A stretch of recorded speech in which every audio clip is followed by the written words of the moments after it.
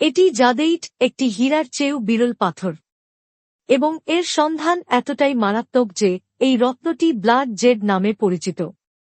মায়ানমারের কোচিন রাজ্যের পাহাড়গুলি এর প্রায় পুরোটাই ধারণ করে। প্রতি বছর ভূমিধসে কয়েক ডজন খনি শ্রমিক চাপা পড়ে মারা যায়। কিন্তু এখানে আসলে কি ঘটে তা বেশিরভাগ ক্ষেত্রেই রহস্যই থেকে গেছে, কারণ খনিগুলি সামরিক বাহিনী দ্বারা পাহারা দেওয়া হয় 247, তাই আমাদের ফোনে ভিডিও করতে হয়েছিল। প্রতিবেদনে বলা হয়েছে যে চীনা কোম্পানিগুলি অবৈধভাবে খনিগুলি পরিচালনা করে এবং হতাশ শ্রমিকদের শোষণ করে বলে অভিযোগ রয়েছে। এখানে খনন করা জেডের প্রায় 90% সীমান্ত পেরিয়ে চীনে পাচার করা হয়, যেখানে এটি একটি পবিত্র পাথর হিসাবে বিবেচিত হয়। আমরা মায়ানমারের পাহাড়ে গিয়েছিলাম কিভাবে একটি রত্ন খুঁজে বের করার জন্য, যা কিংবদন্তি বলে যে গ্রান্টের চিরন্তন জীবন এত লোককে হত্যা করেছে। কালো বাজারগুলি সাধারণত অন্ধকারের পরে প্রাণবন্ত হয় কারণ জেড চাঁদের আলোতে সবচেয়ে উজ্জ্বল বলে বিশ্বাস করা হয়। বেশিরভাগ বিক্রয় নথিভুক্ত বা কর আরোপিত হয় না। কিন্তু যদি রত্নটি বৈধভাবে বিক্রি করা হয়, তাহলে মিয়ানমার বছরে আনুমানিক $31 বিলিয়ন আয় করতে পারে।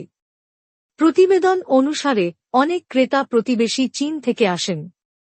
যদিও দিনের বেলা বিদেশিদের কাছে বিক্রি করা স্বাভাবিকের চেয়েও খারাপ, তবু উত্তর মায়ানমারের কোচিন রাজ্যের পেক্যান্ট অঞ্চলে প্রায় 4 লাখ মানুষ খনিতে কাজ করে। অনেক চীনা কোম্পানি এখানে অবৈধভাবে কাজ করার জন্য কর্মকর্তাদের ঘুষ দেয়। বড় পাথর তোলার পর তারা মাটির উপরের অংশে ফেলে দেয় এবং খনি শ্রমিকদের তা খনন করতে দেয়। 38 বছর বয়সী থান্ট 7 বছর ধরে এখানে খনন করছেন। এখানকার প্রায় 75% অপ্রাপ্তবয়স্ক হেরোইন এবং অন্যান্য পদ্ধতির মতো মাদকের প্রতি আসক্ত। থান্ট বলেন যে তিনি এখানে আসার আগে কখনো এই ওষুধগুলি চেষ্টা করেননি। এখন তিনি দিনে একাধিকবার গুলি চালান। তিনি বলেন যে তার কিছু চীনা বস তার বেতনের কিছু অংশ বিনামূল্যে খাবার এবং হেরোইন দিয়ে দিতেন। তিনি আমাদের তার পরিচয় গোপন করতে বলেছিলেন কারণ তিনি ভয় পেয়েছিলেন যে তার নিজ কর্তারা প্রতিশোধ নেবেন। এই দাবিগুলি যাচাই করা কঠিন হতে পারে কারণ এখানে বেশিরভাগ খনি অবৈধ। 2021 সালে সামরিক অভ্যুত্থানের পর থেকে একটিও খনির অনুমতিপত্র জারি করা হয়নি। 1960-এর দশকের বিলিয়ন আয় করতে পারে। প্রতিবেদন অনুসারে অনেক ক্রেতা প্রতিবেশী চীন থেকে আসেন। যদিও দিনের বেলা বিদেশিদের কাছে বিক্রি করা স্বাভাবিকের চেয়েও খারাপ, তবু উত্তর মায়ানমারের কোচিন রাজ্যের পেক্যান্ট অঞ্চলে প্রায় 4 লাখ মানুষ খনিতে কাজ করে। অনেক চীনা কোম্পানি এখানে অবৈধভাবে কাজ করার জন্য কর্মকর্তাদের ঘুষ দেয়। বড় পাথর তোলার পর তারা মাটির উপরের অংশে ফেলে দেয় এবং খনি শ্রমিকদের তা খনন করতে দেয়। 38 বছর বয়সী থান্ট 7 বছর ধরে এখানে খনন করছেন। এখানকার প্রায় 75% অপ্রাপ্তবয়স্ক হেরোইন এবং অন্যান্য পদ্ধতির মতো মাদকের প্রতি আসক্ত। থান্ট বলেন যে তিনি এখানে আসার আগে কখনো এই ওষুধগুলি চেষ্টা করেননি। এখন তিনি দিনে একাধিকবার গুলি চালান। তিনি বলেন যে তার কিছু চীনা বস তার বেতনের কিছু অংশ বিনামূল্যে খাবার এবং হেরোইন দিয়ে দিতেন। তিনি আমাদের তার পরিচয় গোপন করতে বলেছিলেন কারণ তিনি ভয় পেয়েছিলেন যে তার নিজ কর্তারা প্রতিশোধ নেবেন। এই দাবিগুলি যাচাই করা কঠিন হতে পারে কারণ এখানে বেশিরভাগ খনি অবৈধ। 2021 সালে সামরিক অভ্যুত্থানের পর থেকে একটিও খনির অনুমতিপত্র জারি করা হয়নি। 1960 সালে খাবার এবং হেরোইন দিয়ে দিতেন। তিনি আমাদের তার পরিচয় গোপন করতে বলেছিলেন কারণ তিনি ভয় পেয়েছিলেন যে তার নিজ কর্তারা প্রতিশোধ নেবেন। এই দাবিগুলি যাচাই করা কঠিন হতে পারে কারণ এখানে বেশিরভাগ খনি অবৈধ। 2021 সালে সামরিক অভ্যুত্থানের পর থেকে একটিও খনির অনুমতিপত্র জারি করা হয়নি। 1960-এর দশকের এটি জাদেইট, একটি হীরার চেয়েও বিরল পাথর, এবং এর সন্ধান এতটাই মারাত্মক যে এই রত্নটি ব্লাড জেড নামে পরিচিত। মায়ানমারের কোচিন রাজ্যের পাহাড়গুলি এর প্রায় পুরোটাই ধারণ করে। প্রতি বছর ভূমিধসে কয়েক ডজন খনি শ্রমিক চাপা পড়ে মারা যায়। কিন্তু এখানে আসলে কি ঘটে তা বেশিরভাগ ক্ষেত্রেই রহস্যই থেকে গেছে, কারণ খনিগুলি সামরিক বাহিনী দ্বারা পাহারা দেওয়া হয় 247, তাই আমাদের ফোনে ভিডিও করতে হয়েছিল। প্রতিবেদনে বলা হয়েছে যে চীনা কোম্পানিগুলি অবৈধভাবে খনিগুলি পরিচালনা করে এবং হতাশ শ্রমিকদের শোষণ করে বলে অভিযোগ রয়েছে। এখানে খনন করা জেডের প্রায় 90% সীমান্ত পেরিয়ে চীনে পাচার করা হয়, যেখানে এটি একটি পবিত্র পাথর হিসাবে বিবেচিত হয়।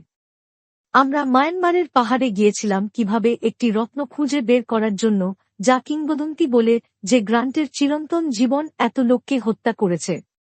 কালো বাজারগুলি সাধারণত অন্ধকারের পরে প্রাণবন্ত হয় কারণ জেড চাঁদের আলোতে সবচেয়ে উজ্জ্বল বলে বিশ্বাস করা হয়। বেশিরভাগ বিক্রয় নথিভুক্ত বা কর আরোপিত হয় না। কিন্তু যদি রত্নটি বৈধভাবে বিক্রি করা হয়, তাহলে মিয়ানমার বছরে আনুমানিক $31 বিলিয়ন আয় করতে পারে। প্রতিবেদন অনুসারে অনেক ক্রেতা প্রতিবেশী চীন থেকে আসেন। যদিও দিনের বেলা বিদেশিদের কাছে বিক্রি করা স্বাভাবিকের চেয়েও খারাপ, তবু উত্তর মায়ানমারের কোচিন রাজ্যের পেক্যান্ট অঞ্চলে প্রায় 4 লাখ মানুষ খনিতে কাজ করে।